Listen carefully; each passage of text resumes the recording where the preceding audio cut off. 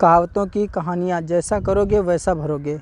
एक बुढ़िया थी, उसका एक ही बेटा था। वह हमेशा यही सपने देखती थी कि उसके बेटे का विवाह होगा तो बेटा और बहू दोनों मिलकर उसकी बहुत सेवा करेंगे और उसे घर का भी काम करना नहीं पड़ेगा। धीरे धीरे वह दादी बन जाएगी और उसका घर स्वर्ग बन जाएगा। आखिर वह दिन भी आ गया जब बुढ़िया के बेटे का विवाह बड़ी धूमधाम से हुआ। वह दादी भी बन गई, लेकिन संयोग से उसका कोई भी सपना पूरा नहीं हुआ। बुढ़िया का बेटा तो सुबह काम पर चला जाता और पोता स्कूल चला जाता। तब बहू उसके साथ बहुत बुरा व्यवहार करती।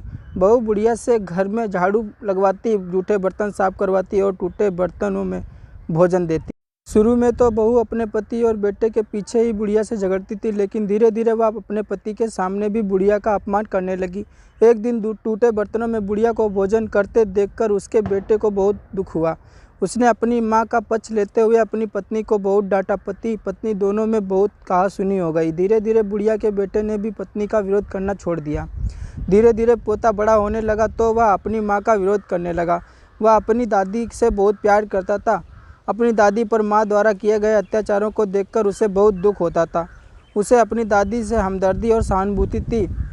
अपनी माँ के डर से वह दादी की कुछ भी मदद नहीं करता था। धीरे धीरे पोता बड़ा हो गया और उसका विवाह भी हो गया।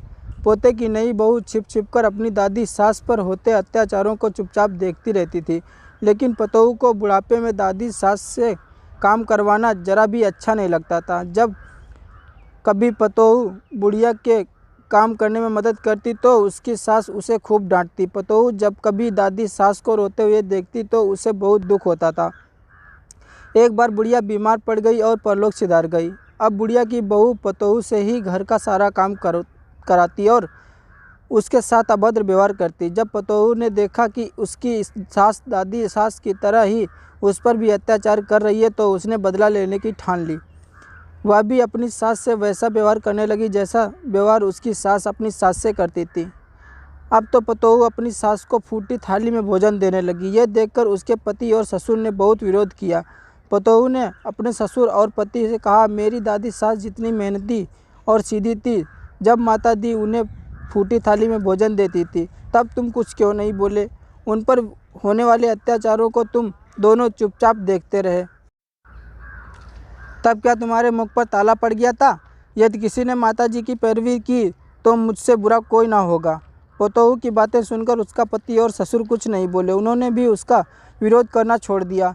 ससुर को अपनी पत्नी के साथ अभद्र व्यवहार देखकर बहुत गुस्सा भी आता था। जब ससुर पतोहू को डांटने लगे तो वह उनके साथ भी अभद्र व्यवहार करने लगी।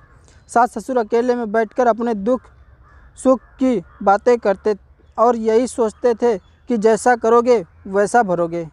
दोस्तों, इस कहानी से हमें यह शिक्षा मिलती है कि हम सबके साथ अच्छा व्यवहार करना चाहिए। जैसा व्यवहार हम दूसरों के साथ करेंगे वैसा ही व्यवहार दूसरे लोग हमारे साथ करेंगे।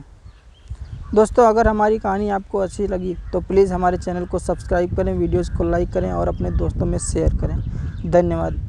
कोई गलती हो तो कमेंट करके ज़रूर बताएं। धन्यवाद।